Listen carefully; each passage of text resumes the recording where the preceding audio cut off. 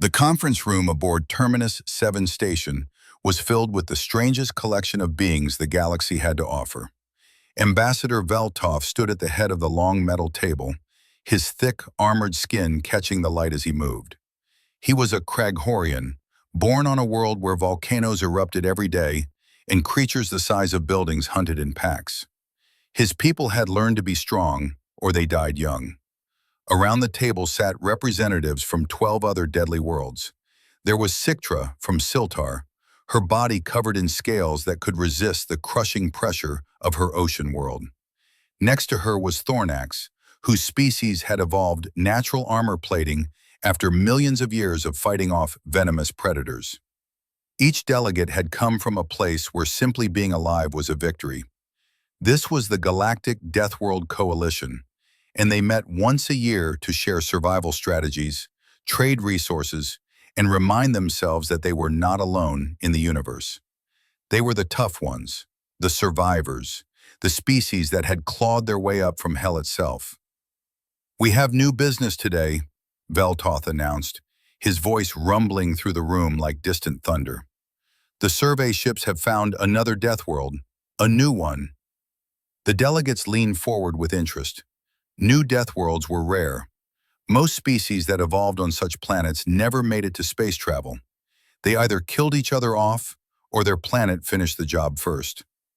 "What class?" asked Thornax, his armored fingers tapping against the table. Veltoth pulled up a holographic display. A blue and green planet appeared, spinning slowly in the air above the table. It looked almost peaceful from space, with white clouds swirling across its surface. "Class 12, Veltoth said. The room went silent. Class 12 was the highest rating they had. It meant a world so dangerous that the survey teams were amazed any life existed there at all. Only 3 other Class 12 worlds had ever produced intelligent life, and 2 of those species had gone extinct before reaching the space age. "Impossible," Siktra hissed, her gills fluttering in agitation. "No one survives a Class 12 long enough to build cities, let alone starships." "And yet they did," Veltoth said, a hint of admiration in his voice. "They call themselves humans. They call their world Earth. And they have been transmitting radio signals for over 100 of their years.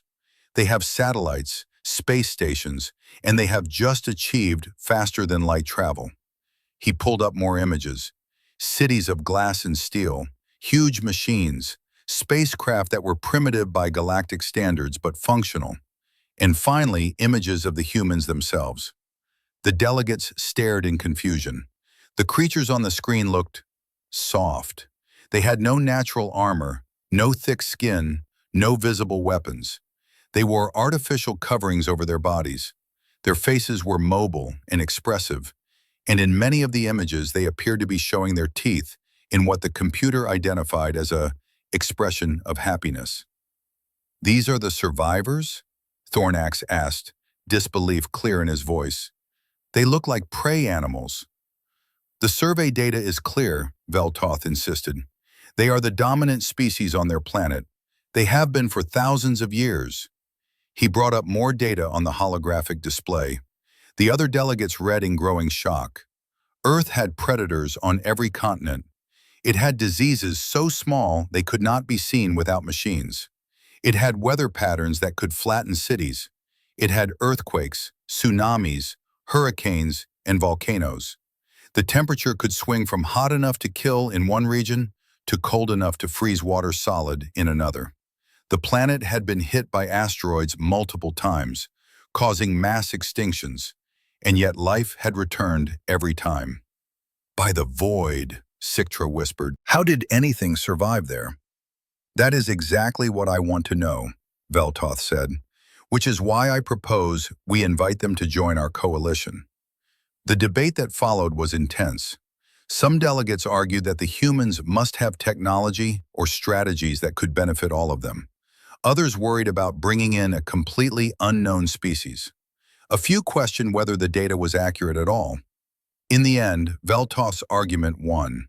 The humans had survived the impossible. They deserved to meet others who understood what that meant. They deserved a place among the survivors. The invitation was sent by quantum relay. It included basic information about the coalition and an offer to send a delegation to the next summit, which was scheduled to begin in 2 standard months. The response came back within days. The humans accepted with what the translation programs described as considerable enthusiasm. They would send 3 representatives. As the weeks passed, the delegates prepared for the arrival of their newest members. Veltoth ordered special accommodations built, accounting for the humans' weaker gravity requirements and their need for a specific mixture of atmospheric gases. He studied every piece of data the survey teams had collected, trying to understand these strange survivors.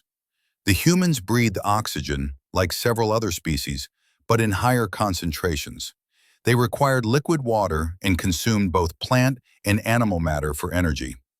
Their body temperature was precisely regulated by internal systems. They had excellent endurance but were not particularly fast or strong compared to other predator species. They had good eyesight and hearing, but nothing exceptional. On paper, they seemed almost ordinary, fragile even. But they had survived a Class 12 Deathworld, which meant they were anything but ordinary. The day finally came when the human ship docked at Terminus 7. Veltoth went to the docking bay with several other senior delegates to greet them officially. He expected warriors, scarred and hard-eyed. He expected beings who looked like they had fought for every breath. What he got was 3 humans wearing comfortable-looking clothes in various colors, carrying simple bags and smiling widely. The first to step forward was a female with dark skin and short hair, wearing a formal uniform of some kind. "Commander Patricia Okonkwo," she said, extending her hand in what Veltoth had learned was a human greeting gesture. "On behalf of Earth and humanity, thank you for the invitation. We are honored to be here." Her grip was firm but not aggressive. Veltoth was careful not to squeeze too hard with his much stronger hand. The second human was a male with pale skin and messy hair, wearing casual clothes that looked like they were designed for comfort rather than protection. "Jackson Hayes," he said cheerfully. "I study rocks and planets. This station is amazing. Did you build it from asteroid material?" The third was a female with features that suggested ancestry from Earth's eastern regions.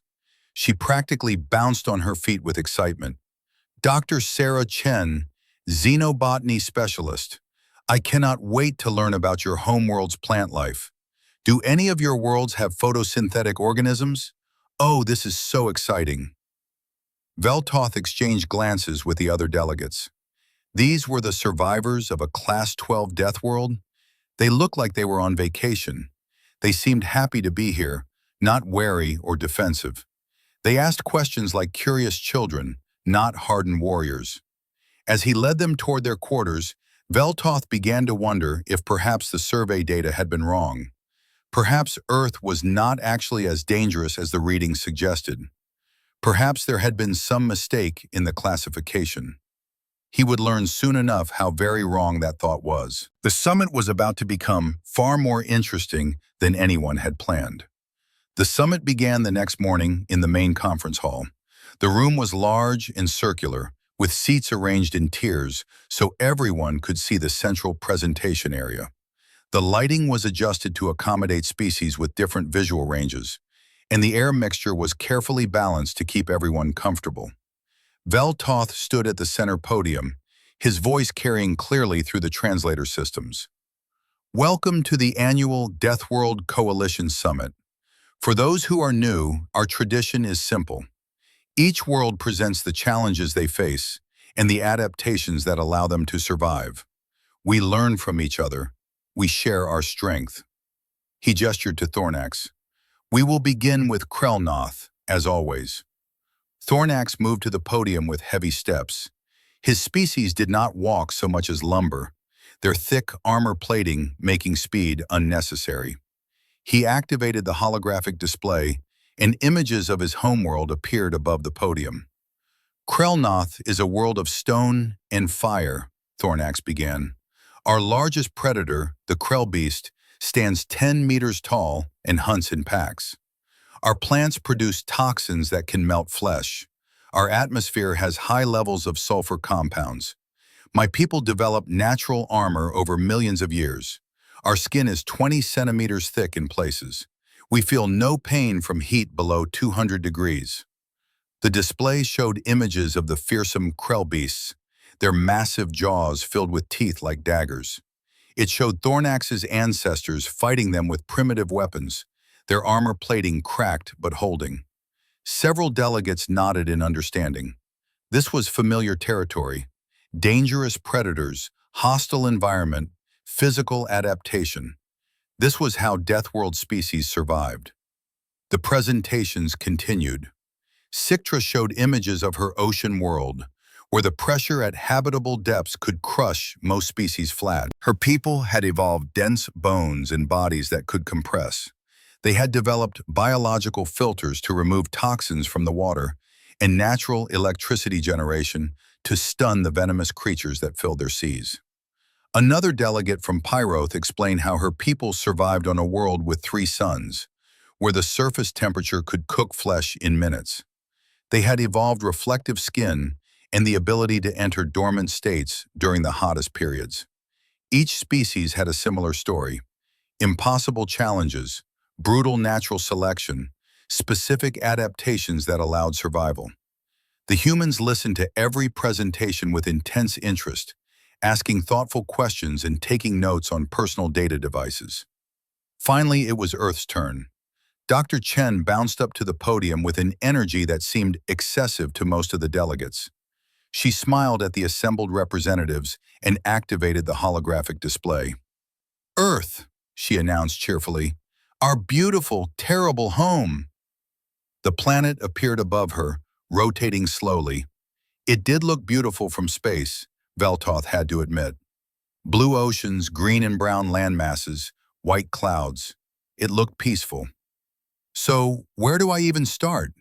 Dr. Chen said, still smiling.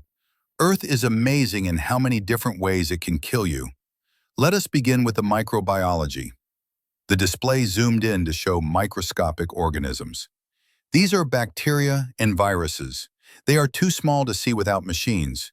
They live everywhere on Earth, in the water, in the air, in the soil, inside our bodies. Many of them cause diseases. She pulled up images of various microorganisms, each one magnified thousands of times. This one eats brain tissue. This one causes your immune system to attack your own body. This one makes you bleed from every opening. This one dissolves your lungs. We have millions of these species. The delegates shifted uncomfortably in their seats. Invisible predators? That was nightmare material.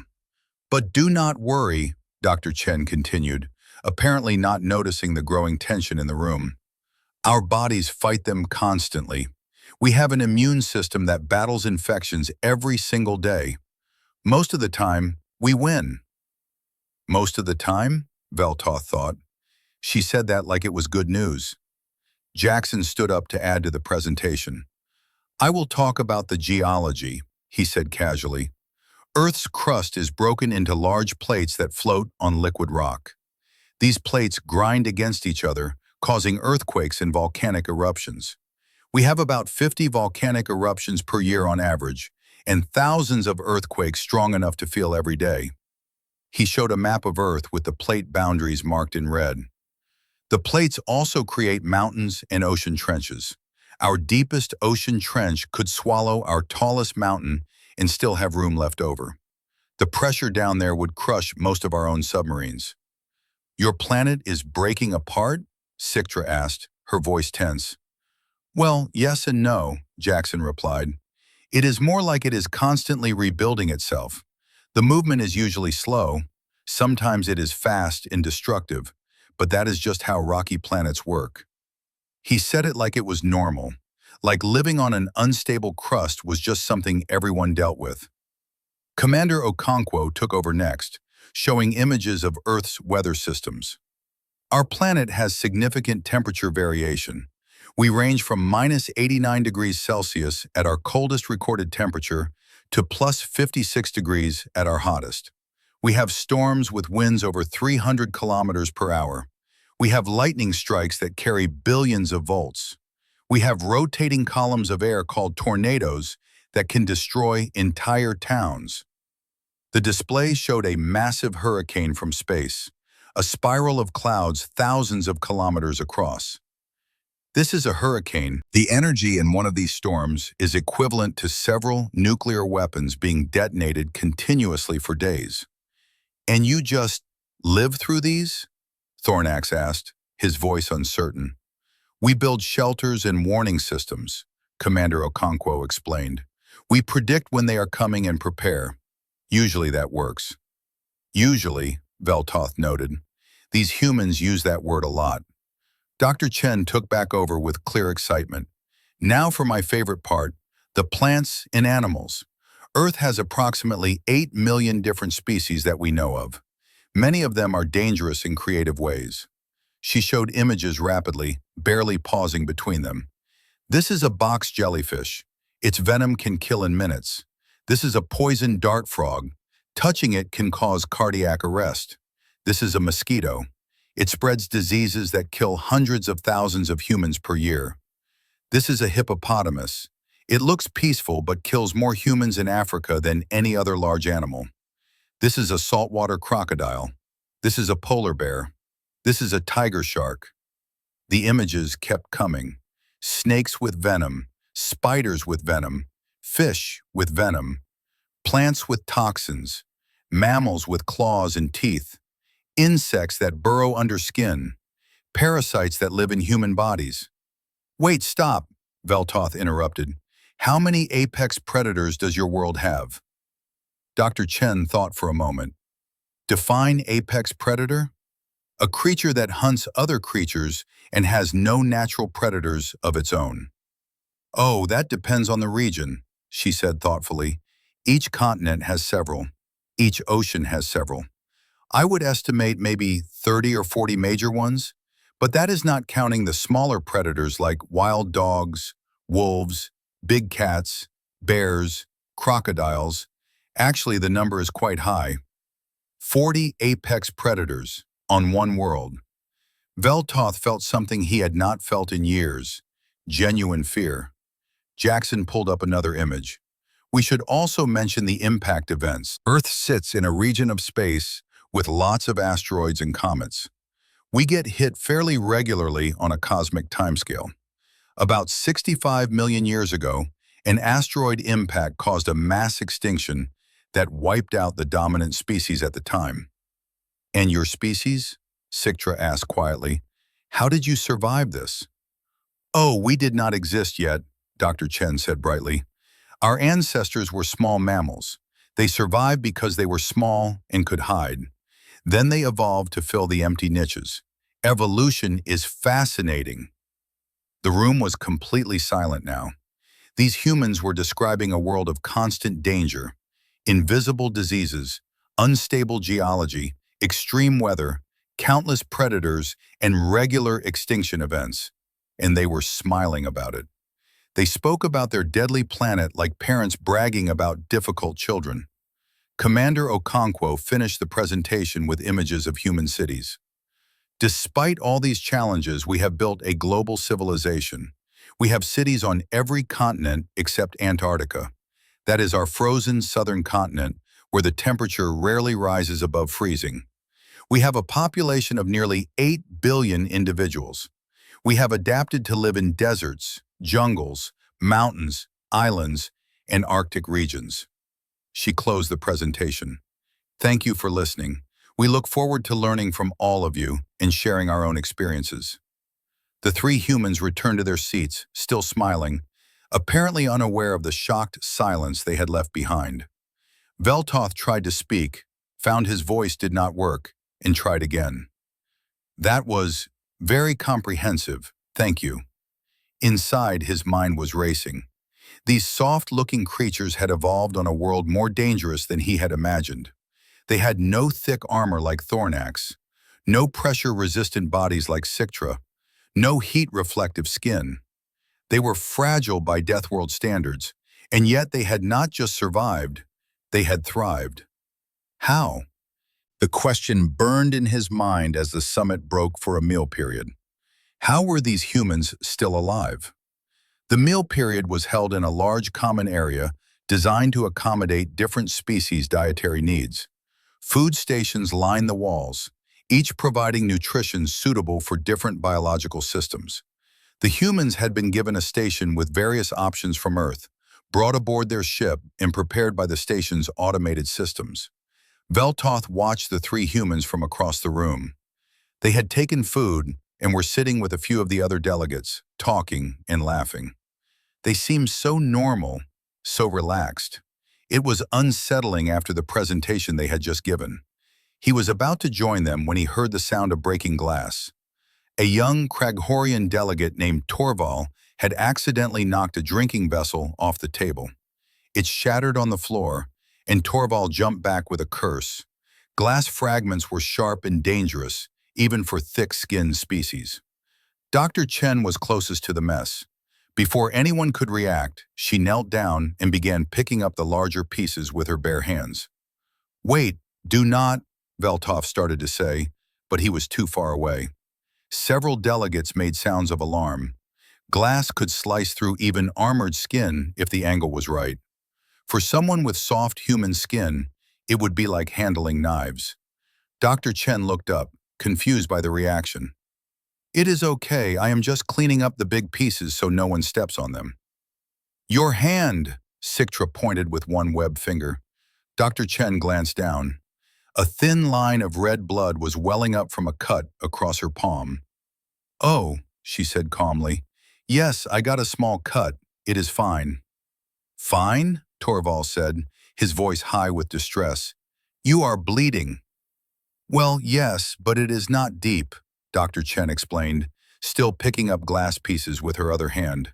She deposited them in a disposal unit and then looked at her cut palm with mild interest. "I should wash this and maybe put a bandage on it. The bleeding will stop in a few minutes on its own."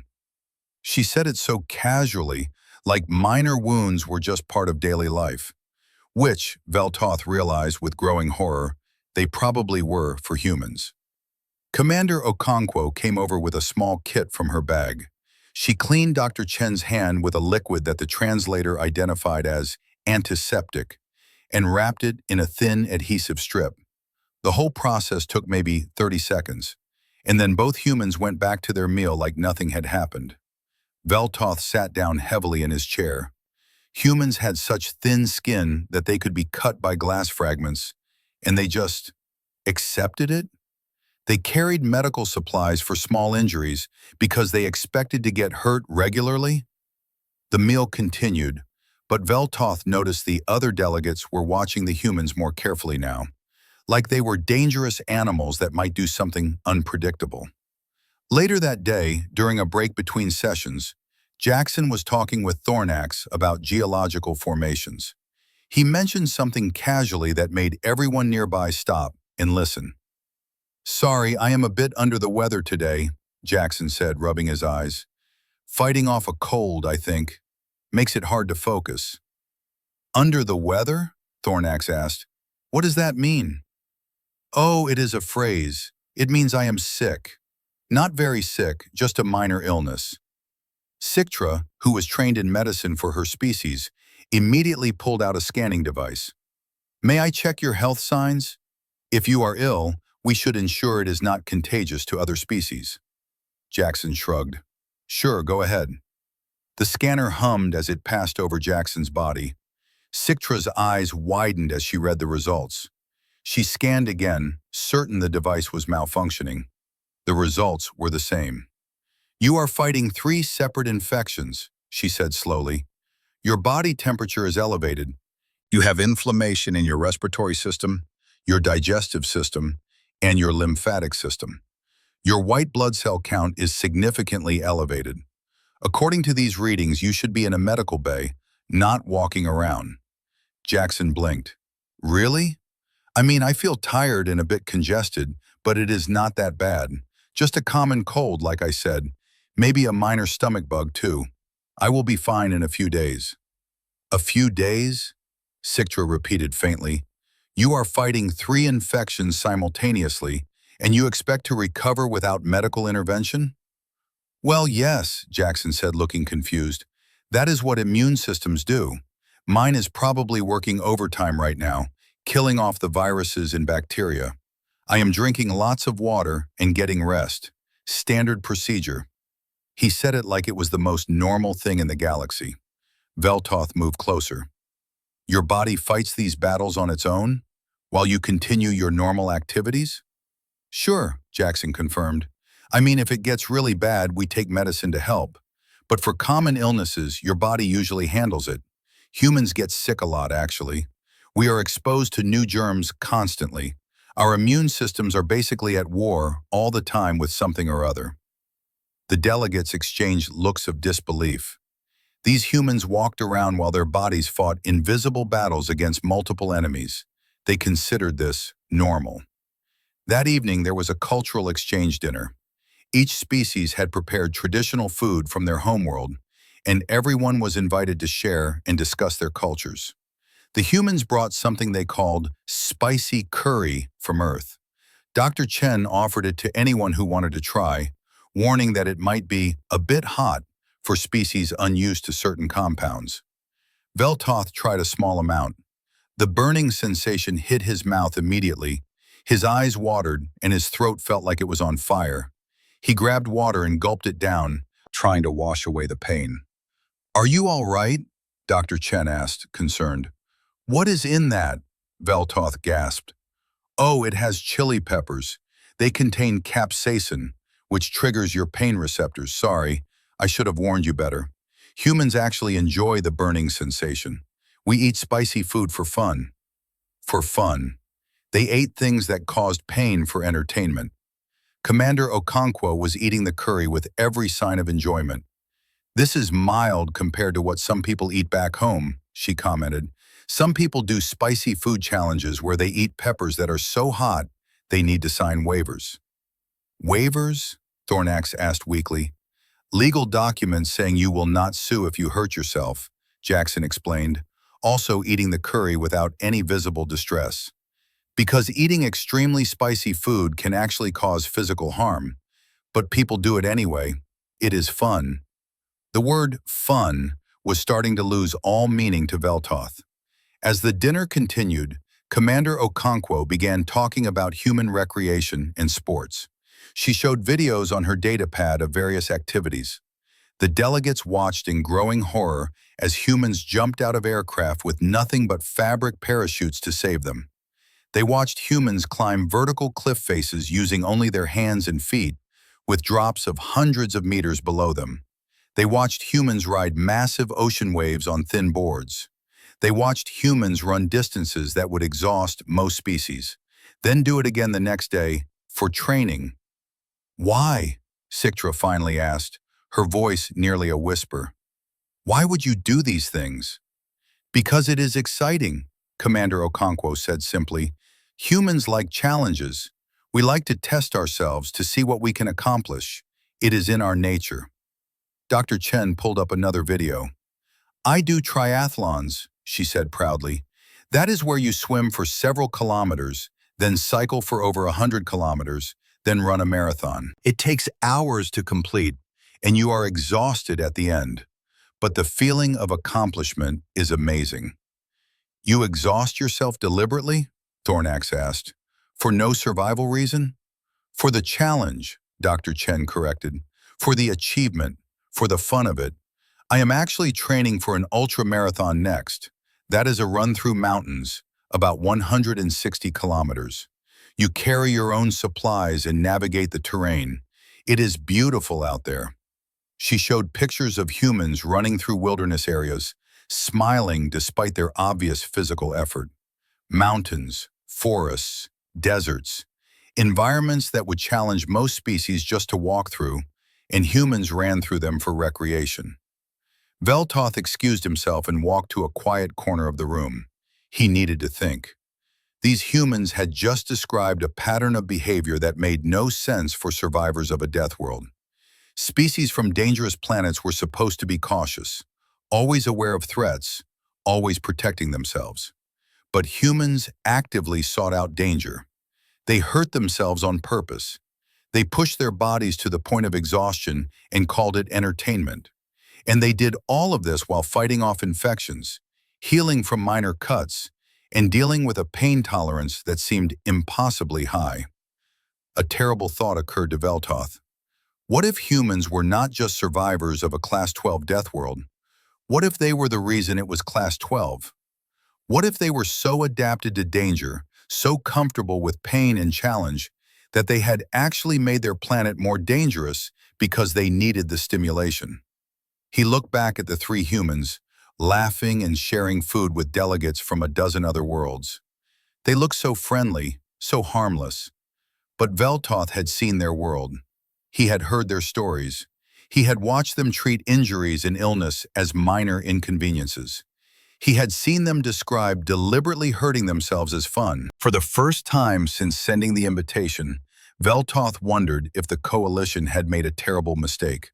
Not because the humans were hostile, but because they were something far more concerning.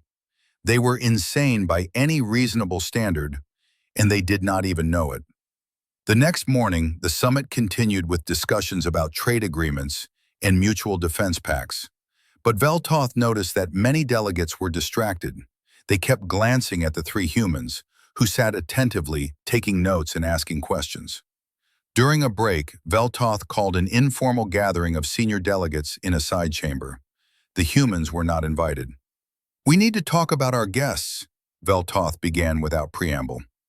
"They are insane," Thornax said bluntly. "I say that with respect, but there is no other word for it. They deliberately put themselves in danger for entertainment. That is not normal behavior." "They have no natural defenses," Sictra added, her gills fluttering with agitation. "No armor, no venom, no natural weapons. Their skin tears from simple glass. They get infections constantly, and yet they act like they are invulnerable." "It is their psychology," suggested Krenanok from Pyroth. "They must have evolved extreme pain tolerance and risk-taking behavior to cope with their world. It is the only explanation." Veltoth nodded slowly. "I have been reviewing the full survey data. There is more we did not include in the initial briefing because it seemed irrelevant. I am no longer certain it is." He activated a data pad, and information filled the air between them. "Humans are persistence hunters," he read.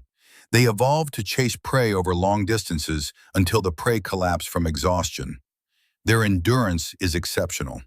They can regulate their body temperature through liquid secretion, sweating, which allows them to continue physical activity in heat that would force most species to rest." The delegates listened in uneasy silence. Their eyes face forward, like all predators. They have exceptional throwing accuracy due to specialized shoulder joints. They can track prey by following nearly invisible signs for days. And here is the most concerning part. They hunt in coordinated packs, with complex communication and planned strategies. "Pack hunters," Sictra whispered. "From a Class 12 death world. What have we invited here?" "But they seem so friendly," protested a younger delegate. "They smile and laugh. They share food. They ask questions about our cultures with genuine interest." "That is what makes them dangerous," Veltoth said quietly. "They are social pack hunters. Of course they are friendly within their pack. We are currently being treated as part of their pack. But what happens if we become prey instead?" The room fell silent as the implications sank in. "Surely we are overreacting," Krennic said, but his voice lacked confidence. "They are a civilized species. They would not—" "They eat pain for fun," Thornax interrupted. "They exhaust themselves for entertainment. They voluntarily jump from aircraft. These are not the actions of a species that values caution or safety." Veltoth pulled up more data. "Their history is also concerning. Humans have been in a state of warfare almost continuously for their entire recorded civilization. They have fought wars over territory, resources, ideas, religions, and sometimes for reasons that the survey teams could not even translate meaningfully. They have developed weapons that can destroy their entire planet multiple times over." "They have weapons that could destroy their planet?" Sictra's voice rose in pitch. "And they have not used them?" "They came close several times," Veltoth admitted, but they pulled back at the last moment. They call it mutually assured destruction. The idea that using such weapons would kill everyone, so no one uses them. They achieve peace through the threat of total extinction. That is insane, Thornax said again. That is absolute insanity. Perhaps, Veltoth said, or perhaps it is the logic of a species that evolved on a world where everything was trying to kill them. They learned to be more dangerous than anything else on their planet. The discussion continued for over an hour. Some delegates argued that humans were simply different, not dangerous. Others wanted to revoke the coalition membership immediately. A few suggested restricting human access to certain information or technology. Finally, Veltoth made a decision. We need to see how they handle a real crisis. We need to observe their behavior under pressure. Then we will know if our concerns are justified or if we are simply afraid of the unknown. How do we do that? Krenanok asked. We run an emergency drill, Veltoth said, an unannounced one. We simulate a serious station failure and see how everyone responds. It is a standard safety procedure. No one can object. The others agreed, though some reluctantly. The drill was scheduled for the next day. That evening, there was another cultural exchange session. The humans taught some of the delegates a card game from Earth called poker. It involved betting on the strength of your hand, trying to read other players' behavior, and strategic deception. Veltoth watched as Dr. Chen bluffed Thornax into folding a winning hand, then laughed and showed her cards, which had been worthless. You have to know when to hold and when to fold, she said with a grin. The humans were good at reading body language. They were good at deception. They enjoyed games of strategy and manipulation, all traits of social predators. Later, Jackson mentioned his hobby of rock climbing. He showed videos of himself scaling sheer cliff faces, hanging by his fingers from tiny holds, nothing but empty air hundreds of meters below him. Were you not afraid? Asked a delegate. Sure, Jackson said. Fear is part of it. You learn to manage the fear, to focus through it. That is part of the challenge. Your brain is screaming at you to stop, but you keep going anyway. They enjoyed fighting their own survival instincts. They enjoyed overriding their natural fear responses. Commander Okonkwo told a story about her time in Earth's military, doing something called survival training, where they were deliberately put in hostile environments with minimal supplies and had to find their way back to base.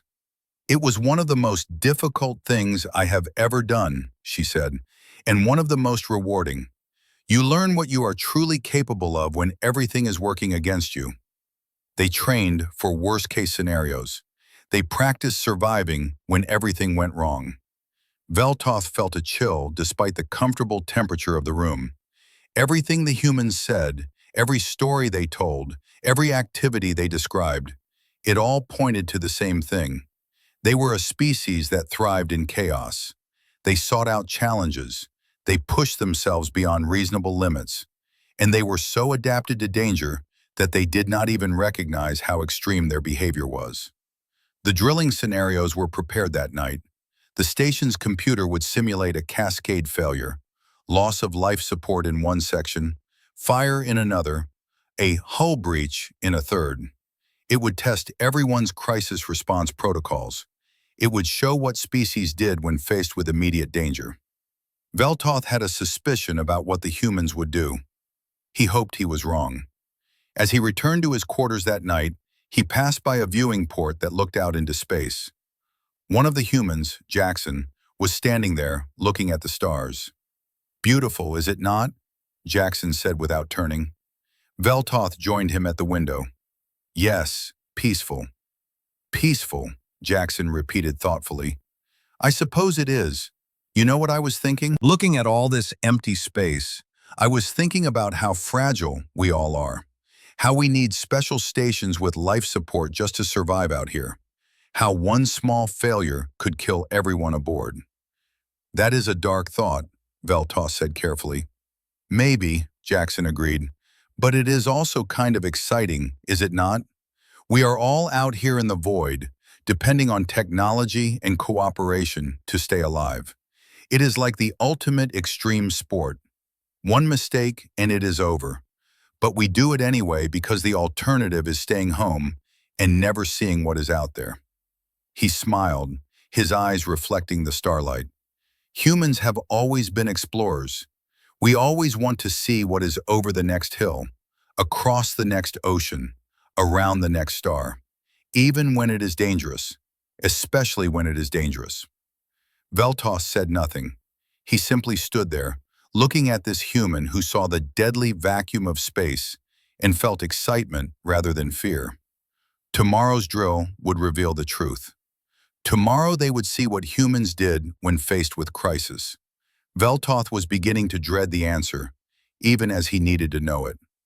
The fate of the coalition might depend on understanding these strange, smiling predators who had come from a world that should have killed them long ago.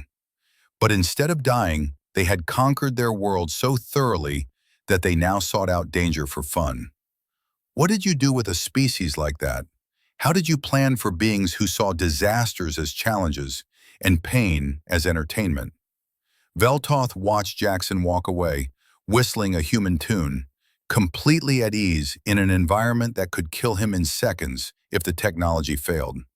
Tomorrow would provide answers. Veltoth just hoped those answers would not confirm his worst fears. The alarm began at exactly 0900 station time. Red lights flashed throughout Terminus 7, and a recorded voice announced in multiple languages. Emergency. Hull breach detected in Sector 7. Life support failure in Sector 12. Fire reported in Sector 9. All personnel follow emergency protocols. Veltoth watched from the command center as delegates across the station responded. Most species reacted exactly as expected, following their training. The Kraghorians moved to designated shelter points, their armored bodies protecting them as they waited for emergency teams. The Siltarians sealed themselves in watertight chambers. The Pyrothians activated environmental suits. Everyone was doing what they were supposed to do: protect themselves, wait for help, follow the rules. Except the humans. On the security monitors, Veltoth watched Commander Okonkwo's response. She was in the recreation area when the alarm started. Most people around her froze or moved toward exits. Commander Okonkwo stood up, her entire posture changing in an instant. The friendly, casual human vanished, replaced by something focused and intense. "Jackson, Chen, report," she said into her communication device, her voice sharp and clear. "Chen here. I am in the medical bay." "Jackson here, near the docking area." "Good. Chen, stay there and prep for casualties. Jackson, get to engineering and find out what systems are affected. I am going to the command center." She was giving orders. She had assessed the situation in seconds and was already organizing a response. Veltoth felt his heart rate increase. This was not normal behavior for a guest. This was the behavior of someone trained for command, someone who had dealt with crises before. On another screen, Dr. Chen was not staying in the medical bay as ordered. She was moving through corridors, checking on delegates who looked confused or frightened. She had grabbed a medical kit and was carrying it with her. When she found a young Pyrothian who had fallen during the panic, she stopped immediately. "It is okay," she was saying, her voice calm despite the alarms and flashing lights. "You twisted your ankle. Let me stabilize it. The emergency is probably just a drill, but we should make sure you can move if needed." Her hands moved with practiced efficiency, wrapping the injured ankle in a support bandage. She helped the Pyrothian to a bench, made sure they were stable, and then continued on. Jackson had reached engineering. The station's chief engineer, a Krell named Tormash, was standing at a console looking at system reports. "What is the actual status?" Jackson asked, moving to stand beside him. This is a drill, yes?" Tormash said uncertainly. "But the computer is showing real system failures." "Let me see." Jackson studied the readouts for maybe 10 seconds. "These are simulated. See the timing?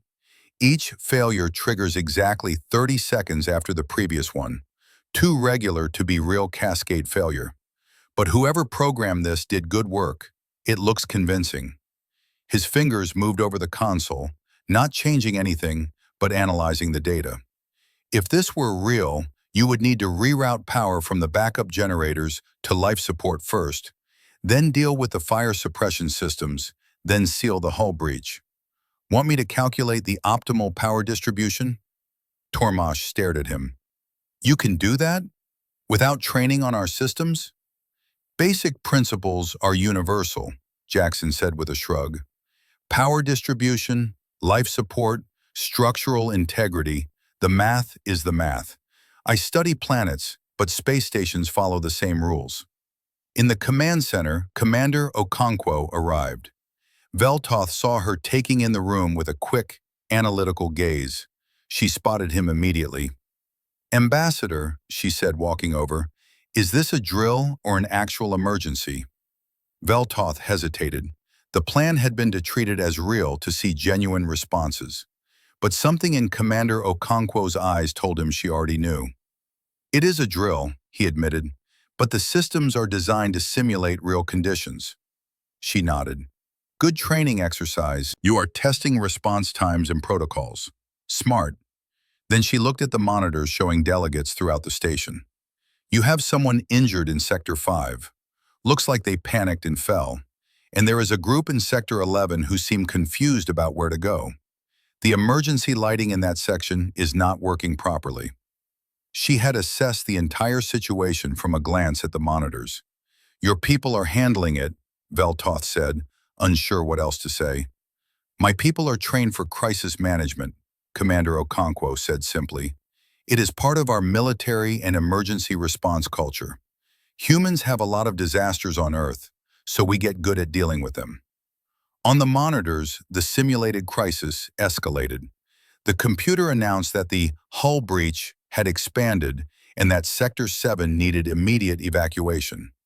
A young delegate was shown on a monitor, trapped behind a sealed emergency door in that sector, calling for help. The protocol was clear. Wait for emergency teams with proper equipment to perform the rescue. The door was sealed by computer control and needed authorization codes to open. Jackson was closest. He was still in engineering, which connected to Sector 7 through a maintenance corridor. On the monitor, Veltoth watched him hear the call for help over the station's communication system. Tormash, how much weight can that emergency door take before the frame bends? Jackson asked. What? It is rated for... Wait, you cannot be thinking of forcing it open. It requires authorization codes and... But Jackson was already running toward the corridor. He reached the sealed door in under a minute. The trapped delegate on the other side was visible through a small window. A young Siltarian, clearly frightened. Jackson examined the doorframe, then positioned himself and began to pull at the manual release mechanism. The mechanism was designed to work with mechanical assistance, not through raw strength alone. For a moment, nothing happened. Then, slowly, the door began to move. Jackson's muscles strained visibly, his face showing the effort. The door opened a few centimeters, then a few more. Can you squeeze through? He called to the Siltarian. She tried, but her body shape would not fit the narrow gap. Jackson adjusted his grip and pulled harder. The metal frame groaned. The door opened wider. 10 centimeters. 15. 20. Now, Jackson said. The Siltarian slipped through. Jackson held the door until she was clear, then released it. It slammed shut with a bang. He was breathing hard, sweat dripping down his face. Are you okay? He asked the Siltarian. She nodded, too shocked to speak. Good. Let us get you somewhere safe. In Sector 9, where the fire was reported, Dr. Chen had arrived with her medical kit. She found several delegates standing outside the sealed sector, worried about others who might be inside. Has anyone checked if there are people in there? She asked. The sensors show no life signs, someone replied. Sensors can malfunction. Dr. Chen moved to a wall panel and pulled it open, revealing a ventilation shaft. This connects to that sector. I am going to check. That shaft is too small, and there is simulated smoke and heat, Siktra protested. I will be quick. Dr. Chen pulled out a piece of cloth, wet it from a water dispenser, and tied it around her nose and mouth. Then she crawled into the shaft. The shaft was barely large enough for her to fit. On the monitor, Veltoth watched her crawl through darkness, the only light coming from a small device she held in her teeth. She ignored the heat warnings, ignored the simulated smoke, ignored the sharp edges of the metal shaft. She emerged in the burning sector, checked it quickly, confirmed no one was there, and crawled back. When she came out, her clothes were dirty, and she had new cuts on her arms from the sharp metal. "Clear," she reported. "No one inside." She said it like crawling through a potentially burning ventilation shaft was a normal thing to do. In the command center, Commander Okonkwo was coordinating responses, giving suggestions to Veltoth's team, helping organize confused delegates. She had taken charge without anyone officially putting her in charge. People simply listened to her because her commands made sense, and her voice carried absolute confidence. After 20 minutes, Veltoth ended the drill. The alarm stopped. The "all clear" announcement played. Emergency teams that had been standing by emerged to check on everyone. The three humans came together in the main hall. They were dirty, tired, and in Dr. Chen's case, bleeding from several new cuts. But they were smiling. "Good drill," Jackson said to Commander Okonkwo. "Really tested our response protocols." "Agreed. Though I think we should discuss some of the station's emergency procedures. Some of the delegates seemed unsure about what to do." Dr. Chen was checking her new cuts with clinical interest. "These are not too bad. I should clean them properly later." They were treating the entire event like it was a learning experience, like forcing open emergency doors and crawling through dangerous ventilation shafts was just a normal day. Veltoth approached them, Thornax and Sictra following close behind. The three humans looked at them expectantly. "You did not follow any protocols," Veltoth said quietly. "You were supposed to shelter in place and wait for emergency teams." "But someone needed help," Jackson said, as if that explained everything. "The ventilation shaft was dangerous," Sictra added. "The sensors showed heat and smoke." "Which is why I move quickly," Dr. Chen replied. "You should always check, even when sensors say an area is clear. Technology can fail." "You took command," Veltoth said to Commander Okonkwo. "You organized a response. You gave orders." She looked slightly confused. "Of course, someone had to coordinate. In a crisis, you need clear communication and organized response. That is basic emergency management." The three humans genuinely did not understand what the issue was. To them, they had simply done what anyone would do. They had helped. They had taken action. They had moved toward danger instead of away from it, because that was what humans did. Veltoth took a deep breath. "Commander, Dr. Chen, Jackson, we need to talk. All of us." He gestured to include the other senior delegates. "There is something you need to understand about how other species perceive your behavior." They went to a private conference room. Veltoth organized his thoughts, trying to find the right words. "Your species does not realize what you are," he finally said. "You call yourselves explorers and adventurers. You describe your behaviors as normal, but from our perspective, you are something else entirely." The humans waited, listening intently. "You evolved as pack-hunting persistence predators on a Class 12 Deathworld," Veltoth continued. "You survived by being more dangerous than anything else on your planet. You conquered Earth so completely that you now seek out danger for entertainment because your environment no longer provides enough challenge." "I mean, when you put it like that," Jackson started. "I am not finished," Veltoth said gently. "We have been watching you for 3 days. You eat pain for recreation. You fight infections constantly without medical aid. You voluntarily exhaust yourselves. You jump from aircraft, climb cliffs, run until you collapse. You do not just survive danger, you thrive in it. You become more focused, more capable, more organized when everything is falling apart." He gestured to the monitors that still showed footage from the drill. Today, when faced with a crisis, every other species here followed the same pattern. Protect yourself, wait for help, follow established procedures. You three did the opposite. You moved toward the danger. You helped others before protecting yourselves. You improvised solutions. You acted like the crisis was what you had been waiting for. Commander Okonkwo was quiet for a long moment. Then she said softly, "We are not trying to be frightening. We are just being ourselves." "That is exactly the problem," Thornax said, speaking up for the first time. "You do not even recognize how extreme your behavior is. To you, it is normal. But to us, you are the most dangerous species we have ever encountered. Not because you are hostile, but because you are completely comfortable with danger. You make friends with it. You play with it." Dr. Chen looked down at her bandaged hand, then at the new cuts on her arms. "I suppose we do get hurt a lot," she admitted. "And we do tend to think of injuries as minor unless they are actually life-threatening. Is that not normal?" "No," Cictra said flatly. "It is not.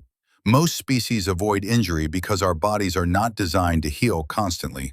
We do not have your regenerative capabilities or your pain tolerance. An injury that you consider minor could disable one of us for days." Jackson rubbed the back of his neck. "So what you are saying is that humans are kind of extreme compared to other species?"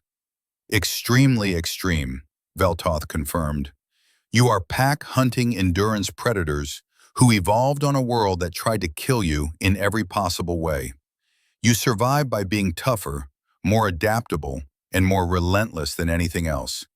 And now you are looking at the galaxy like it is your next adventure playground." The three humans looked at each other. Some unspoken communication passed between them. "So," Commander Okonkwo said carefully, "does this mean we are not welcome in the coalition?" Veltoth shook his head. "The opposite. We need you. Because someday, the coalition might face a crisis that standard protocols cannot handle. Someday, we might need beings who run toward danger instead of away from it. We might need pack hunters who thrive in chaos." He paused. "But we also need you to understand what you are. And we need to make sure that humanity remains friendly. Because a species like yours, if it ever became hostile," he did not finish the sentence. He did not need to. Commander Okonkwo nodded slowly. "We understand. And for what it is worth, Ambassador, we humans have learned something important in our history. We learned that the dangerous ones, the predators, the survivors, we are stronger together than apart. That is why we stopped fighting each other and started exploring space. We are much better as friends than as enemies." "I hope that remains true," Veltoth said. The summit concluded the next day with humanity officially accepted into the Deathworld Coalition. But several amendments were made to the charter. A new classification was created above Class 12. They called it Class Terra, and Earth was its only member. Special protocols were established for consulting humans in extreme crisis situations, and a quiet agreement was made among the senior delegates. Keep humanity happy, keep them friendly, and never, ever give them a reason to stop smiling. As the human ship prepared to depart, Dr. Chen made one last offer to the assembled delegates. "If any of you ever want to visit Earth, we would love to host you. Spring is beautiful. Everything is in bloom." The delegates politely declined. They had seen enough of Earth through presentations. They had no desire to visit a planet where everything, including the flowers, could kill you. Veltoth watched the human ship leave and turned to the other delegates. "I was wrong before. Inviting humanity was not a mistake, but it was definitely the most terrifying decision we have ever made." No one disagreed.